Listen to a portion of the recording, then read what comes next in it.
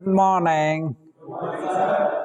तो आज देखते हैं रियर एक्सल सपोर्टिंग। ऐसे वाहन जिनमें इंजन आगे है और ड्राइव पिछले व्हील को दी जा रही है, तो जो लाइव एक्सल हैं वो एक्सल केसिंग के अंदर होते हैं। और इससे पहले भी मैंने तुम्हें पढ़ाया था कि एक्सल पर पड़ने वाले बल, तरह तरह के बल उस पर पड़ रहे हैं।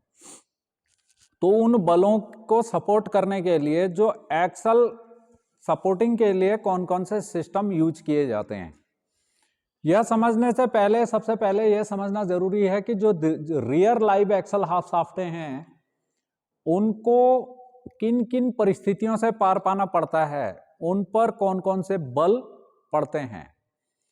तो सबसे पहला बल है sharing force due to vehicle weight.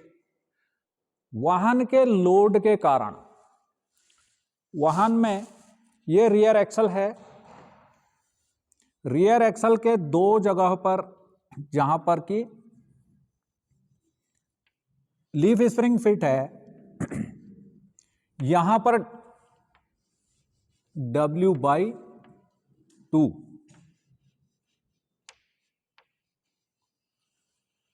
वाहन का जो लोड है वो मान लो 50% आगे है, 50% पीछे है। 50% का 25% इस तरफ है और 25% इस तरफ है। समझ में आ गई बात? पर इस लोड को डिवाइड करने का कई तरीके हैं, जिनमें इंजन भी आगे है, गियर बॉक्स भी आगे है, तो उसमें 60% भार आगे है, 40% पीछे है। और जो लोड कैरियर्स हैं उसमें सिर्फ आगे इंजन है, इंजन गियर बॉक्स और भी उसके साथ लगे हुए अन्य इक्विपमेंट हैं, और पीछे उसमें माल भरा जाना है, तो उसमें 40 आगे है और 60 पीछे है। तो ये सब चीज या तो 50-50 होगी या 40-60 होगी या 30-70 भी हो सकती है। जो बड़े बड़े ट्रक हैं उसमें पीछे ज्यादा लोड होना है तो उसका 70% लोड पीछे है। ये लोड ट्रांसफर होता है कब? जब ब्रेकिंग होती है, एक्सेलरेशन होता है। इसलिए जो लोड डिवीजन है वो तुम्हें मालूम होना चाहिए।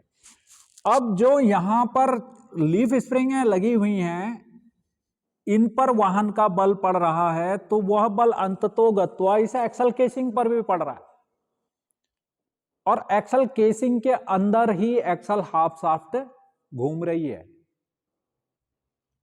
तो उसके कारण इस जगह पर, इसके किनारों पर एक शियरिंग फोर्स, शियरिंग मतलब खुरचन, शियरिंग जब किसी चीज को काटा जाता है, खरोंचा जाता है, उसके कारण इस जगह पर एक शियरिंग फोर्स पैदा हो जाती है बाहरी किनारों पर एक्सल हाफ शाफ्ट के।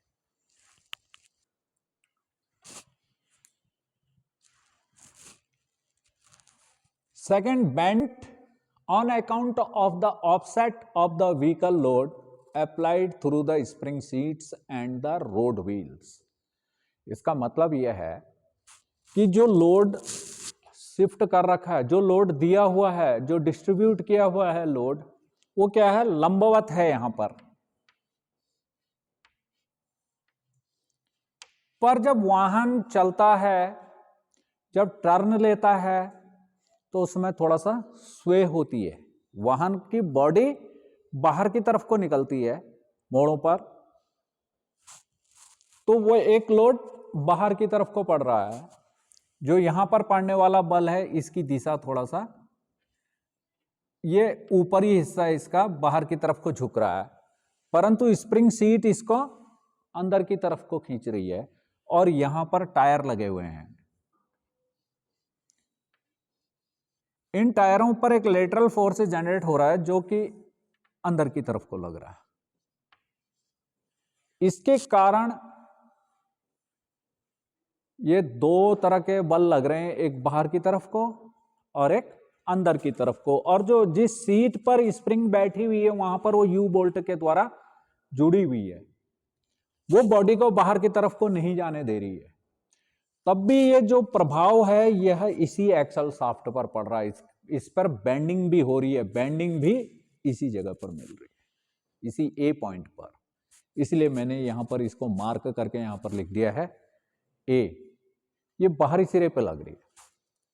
और इसी कारण से जो लाइव एक्सल्स हैं, जो सन पिनियन के साथ लगा है, इसमें इस तरह की स्प्लाइन है, ताकि ये अगर अंदर बाहर चलना भी, अंदर बाहर एंड प्ले भी इसमें है, तो वो एंड प्ले यहां से कंपेंसेट हो जाए। एंड थ्रस्ट भी इसमें पड़ता है। और साइड विंड के समय, टर्निंग के समय, जब वाहन का भार बाहर की तरफ को निकल रहा है, तब उसमें ये एक्सल केसिंग में इस तरह की एक्सल, लाइव एक्सल में इस तरह की चाल आ जाती है। इसे कहते हैं end play.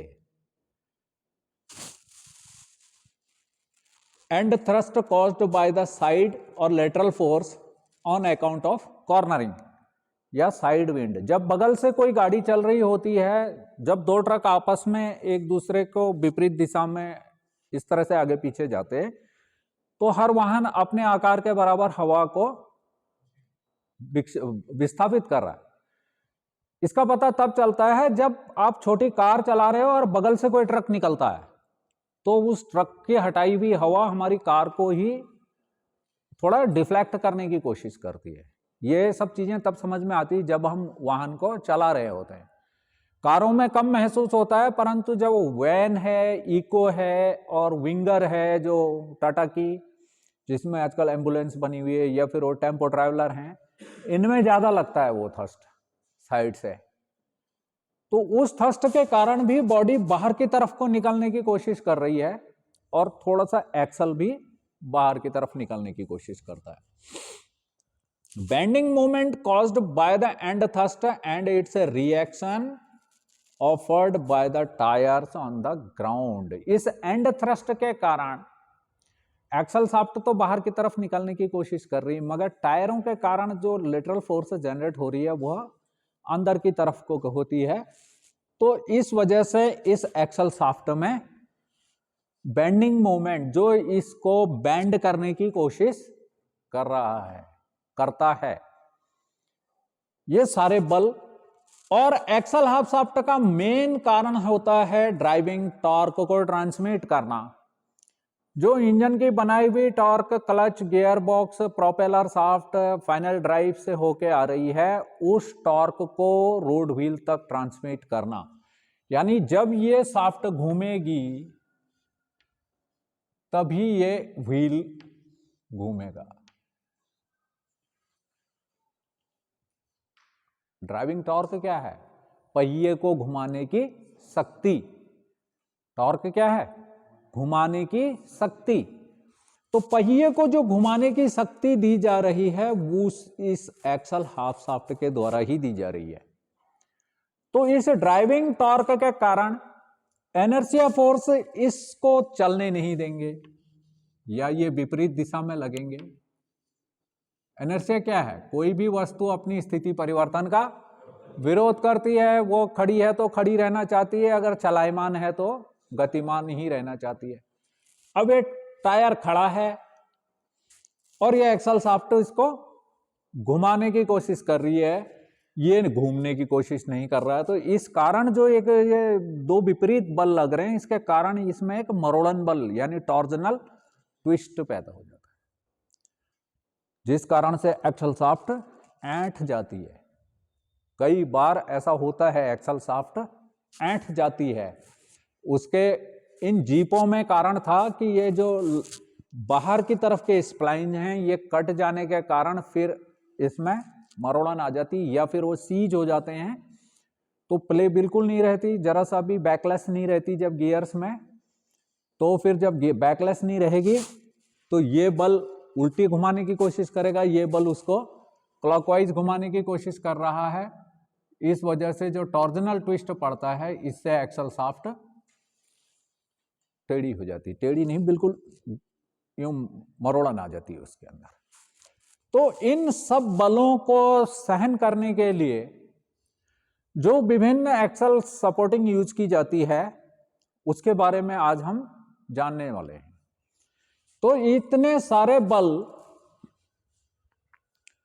Torsional twist, bending, shear, ये सारे बल एक्सल शाफ्टों पर ही पड़ रहे हैं।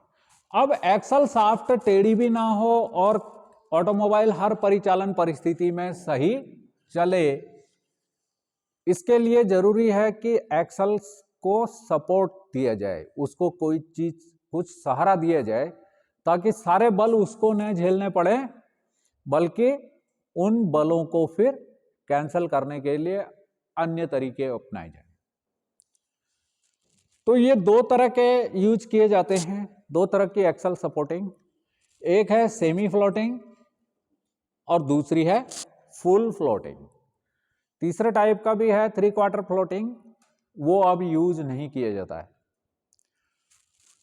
जो सेमी फ्लोटिंग है उनमें ये सारे बल जो कॉर्नरिंग के टाइम पर एंड थ्रस्ट पड़ा, बेंडिंग मूवमेंट पड़ी, इस एरिया में शियर एंड बेंडिंग दोनों पड़ी,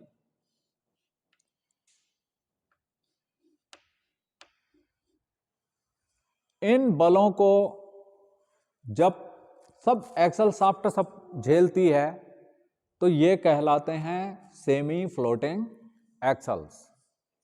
इसमें एक्सल का आंतरिक सिरा तो सन पिनियन के साथ फाइनल ड्राइव के साथ लगा रहता है और बाहरी सिरे पे सीधा ये टायर माउंट है, ये लॉकनट है, ये व्हील हब है, व्हील हब के साथ यानी एंकर प्लेट है, एंकर प्लेट पे लगे हुए ब्रेक शू हैं और फिर तब जाकर उसके बाहर से व्हील हब लगाया है, तब उसके ऊपर से टायर चढ़ा है, यानी व्हील हब के हब ड्रम लगाया तब उसके ऊपर टायर है। ठीक है,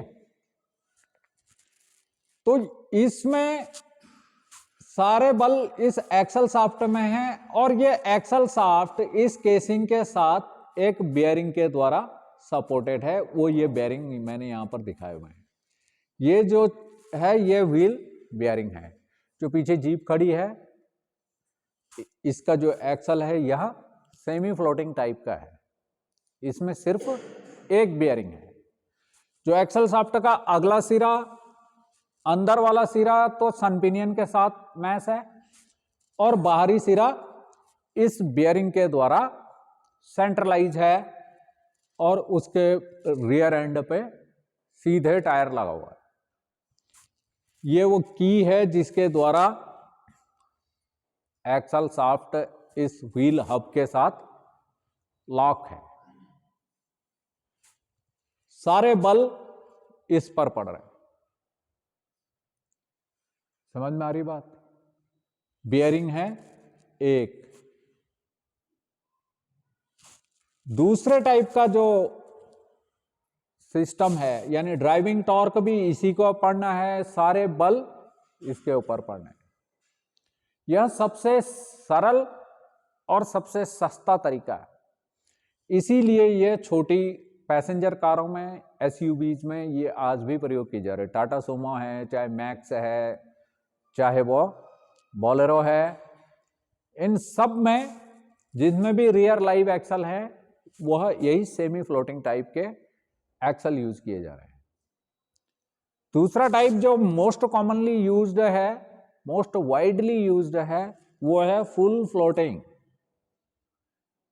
जिसमें एक्सल शाफ्ट को सिर्फ ड्राइविंग टॉर्क ट्रांसमिट करना है। ये एक्सल हाफ शाफ्ट को सिर्फ ड्राइविंग टॉर्क ट्रांसमिट करना है, वही टॉर्जनल ट्विस्ट ही इसके ऊपर पड़ रहा है सिर्फ। और जो बाकी सारे लोड हैं यहां पर लिखे हुए, जिनके बारे में मैं भी थोड़ी देर पहले बात कर चुका हूं, यह सारे बल ये एक्सल केसिंग द्वारा ले लिए जाते हैं। और यहां पर लगे हुए ये दो व्हील बेयरिंग हैं, टेपर रोलर बेयरिंग। इस एक्सल शाफ्ट के रियर एंड में लास्ट वाला किनारा जो कि बाहर की तरफ है, यहां एक गियर होता है, यानी ये एक्सल हाफ शाफ्ट है और इसके ये गियर्ड व्हील होता है।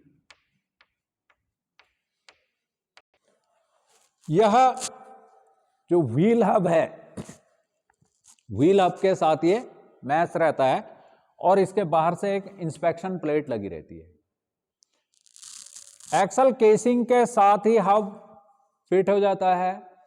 इसमें दो बेयरिंग होते हैं, टेपर रोलर बेयरिंग। वो सारा भार एक तरफ का वो ले लेते हैं। पूरा हब एक्सल केसिंग के साथ सेंट्रलाइज हो जाता है और जो ड्राइविंग टॉर्क जो हब को दिया जा रहा है वही मात्र इस एक्सल शाफ्ट पर पड़ता है, जिसके कारण इसमें सिर्फ टॉर्जनल ट्विस्ट पड़ता है। बाकी जितने भी एंड थ्रस्ट की और बेंडिंग मूवमेंट, शियर फोर्स जो भी इस पर पड़ रहे हैं वो सब के सब इस एक्सल केसिंग के द्वारा एब्जॉर्ब कर लिए जाते हैं। समझ में आ रही बात? सेमी फ्लोटिंग में सिर्फ एक बेयरिंग है, वो भी कहां है? एक्सल केसिंग के अंदर। और इसमें एक्सल केसिंग के बाहर हैं। एक्सल केसिंग अभी गाड़ी पे जाके उधर पीछे 2 ट्रक खड़े हुए हैं, वहां पर देखोगे अच्छी तरह से तो समझ में आ जाएगा। और जब काम करोगे, जो टाटा मोटर्स में गए थे उन्होंने देखा कि कैसे इसमें यहां पर इसके अंदर लॉक नट हैं, 2 लॉक वाशर हैं, इन्हें खोलोगे तो ये पूरा का पूरा ये वाला हिस्सा अलग से बाहर को आ जाएगा। यहां पर की इंस्पेक्शन प्लेट खोलोगे तो इसके अंदर लगा हुआ एक्सल का ये वाला गियर साफ नजर आएगा। इसमें कोई भी तार ऐसे डाल के, हुक डाल के इसे बाहर की तरफ खींचेंगे तो पूरा एक्सल बाहर निकल जाता है। और फिर उसके अंदर लगे हुए नटों को खोलेंगे हब के अंदर, ये भी सारा बाहर निकल जाएगा। इसके अंदर फिर ग्रीस भरी जाती है और टाइम टू टाइम इसकी सर्विसिंग होती है, हब ग्रीसिंग करनी पड़ती है। हब ऑयल सील लगी रहती है अंदर, ताकि वो जो भी ग्रीस भरी हुई है वो लीक ना हो। और ट्यूब के अंदर ही, इसी ट्यूब के अंदर यहां पर एक एक्सल ऑयल सील भी होती है, ताकि जो लुब्रिकेंट यहां चल रहा है वो लीक ना हो। वो ऑयल सील यहां भी होती है ताकि लुब्रिकेंट लीक ना हो। ठीक है, तो इस तरह की 2 सपोर्टिंग यूज की जाती है। मगर वो जो 3/4 टाइप में था उसमें आधा बेयरिंग एक्सल केसिंग के अंदर और आधा व्हील हब के ऊपर होता था, जिससे पहिया निकलने की चांसेज, उसमें पूरे एक्सल के साथ ही पहिया बाहर निकलने के चांसेज ज्यादातर ये जो ट्रैक्स वगैरह में होती है, टेम्पो लिखा हुआ एफॉक्स, उसका फोर्स मोटर का जो क्रूजर आया हुआ है उनका, और इससे पहले वो टेम्पो ट्रैक्स नाम से चलता था, उसमें ये प्रॉब्लम है, उसकी पूरी की पूरी एक्सल शाफ्ट बाहर निकल जाती है पहिए के साथ ही। ठीक है, इसलिए ज्यादातर अब उसका प्रयोग नहीं होता है, प्रयोग होता है सेमी फ्लोटिंग और फुल फ्लोटिंग टाइप का। तो इसे हम अभी जाके देखते हैं थोड़ा ट्रक। ये देखो, ये टेपर की सीधे एक्सल शाफ्ट के साथ लगी हुई है। तुमने इसे खोला ही था, खोला था। ये तो यहाँ पीछे से नट के द्वारा फिट है और इस केसिंग के अंदर ही बेयरिंग है। बेयरिंग इस केसिंग के अंदर ही था, इस कोने में, देख लिया ना। अब ट्रक पे जाके देखते हैं, वहां पर एक्सल केसिंग भी तुम्हें दूसरे किस्म की दिखाई देगी। जब भी टर्न होता है जब, तो उस वजह से ये एक्सल में थोड़ा सा चाल आती है, इसी को एंड थ्रस्ट कहते हैं। और जब स्वे हो रहा है तो बॉडी तो बाहर की तरफ झूलने की कोशिश कर रही है, और ये जो स्प्रिंग सीट है ये इसको अंदर की तरफ को खींच रही है।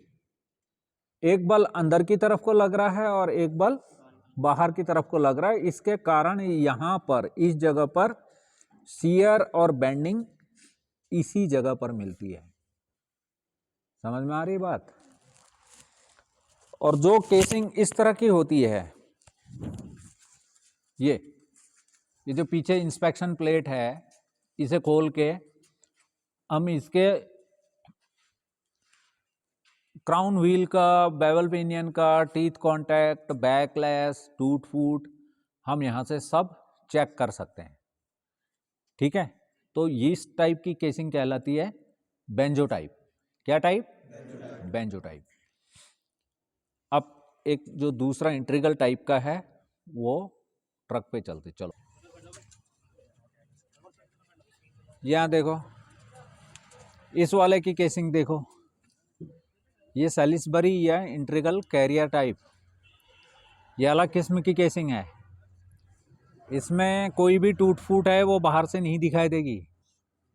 यदि देखनी है तो फिर वो शाफ्ट खोलनी पड़ेगी। शाफ्ट के पीछे जो फ्लैंज है उसके सारे नट खोलने पड़ेंगे, बोल्ट खोलने पड़ेंगे, तब ये पूरा का पूरा पिनियन बाहर आएगा। समझ में आ रही बात? अभी जो भी ड्राइविंग टॉर्क है या थ्रस्ट है वो है ये फ्रंट, ये अगला हिस्सा बेंड होकर ये लीफ स्प्रिंग का लेगा। रामकिशन थोड़ा सा पीछे को आ, इसके हब को देखो अच्छी तरह से, देख रहे हो? उंगली लगा, हाथ लगा उसमें, हाँ ये इंस्पेक्शन प्लेट है। इसमें लगे हुए ये जब इन बोल्टों को खोलेंगे तब इसके अंदर एक्सल शाफ्ट दिखाई देगी। ठीक है, और जो सारा लोड है वो इस हब में, वो पीछे वाले हिस्से में हाथ लगा रहा, जहाँ पर हाथ लगाया था पहले, ये इसके पीछे ये हब है, इसी के अंदर बेयरिंग है और लॉकनट वगैरह इसके अंदर लगे हुए हैं।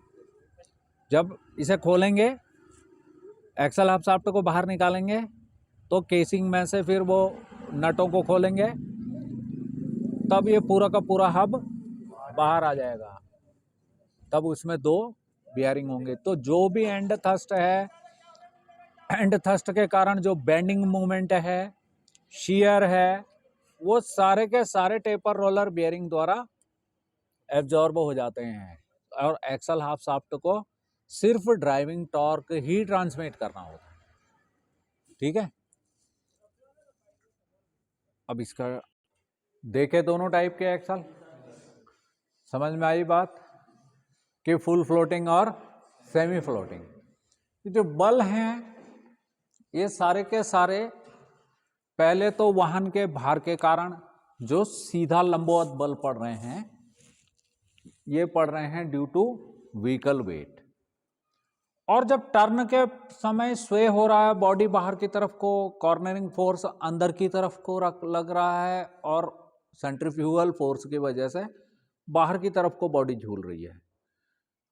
और बॉडी बाहर जा तो नहीं सकती, किनारे पर सपोर्टेड बाय टायर है, तो बॉडी बाहर की तरफ को झूलने की कोशिश कर रही है। तो उस कारण से, और यहां से जो पहिए का अब केंद्रीय पहिए का जो रिएक्शन है वो ऊपर की तरफ को है, इस वजह से ही खुरचन यानी शियर एंड बेंडिंग दोनों ही टाइप के फोर्स यहां पर काम करते हैं। इसलिए इसको सपोर्ट देना बहुत जरूरी है। अब बड़े ट्रकों में तो ज्यादा भार है, इसलिए वहां डबल बेयरिंग टाइप का ये फुल फ्लोटिंग एक्सल यूज किया जाता है। इसमें बार बार 40,000 किलोमीटर के बाद इसमें हब ग्रीसिंग करने की आवश्यकता है। इनमें ऐसी कोई जरूरत नहीं होती है, परंतु ये लाइट गाड़ियों के लिए ठीक है, एसयूवी के लिए, जीपों के लिए, उनके लिए ये चीपेस्ट हैं, सिंपलेस्ट हैं। तो जब भी वाहन सड़क पे चल रहा है तो उसे विभिन्न परिचालन परिस्थितियों में चलना हो रहा है। उसमें गड्ढे भी, गड्ढा युक्त सड़क है, कहीं उभार है, कहीं गड्ढे हैं और टेढ़े मेढ़े रास्ते हैं, तो कहीं कभी लेफ्ट राइट टर्न करने में घुमावदार रास्तों में उतरते समय उसकी बॉडी भी अंदर बाहर की तरफ झूल रही होती है। वो सारे के सारे बल एक्सल को ही झेलने होते हैं, तब इसके लिए सपोर्टिंग जरूरत होती है, सपोर्टिंग जरूरी हो जाती है। समझ में आ गई बात? इतना तो इस तरह से वाहनों में जिनमें फ्रंट एक्सल है, फ्रंट इंजन फ्रंट है और ड्राइव रियर व्हील को ट्रांसमिट की जा रही है, इस तरह के वाहनों में दो तरह की एक्सल सपोर्टिंग्स यूज की जाती है। It's enough for the day. Have a great day.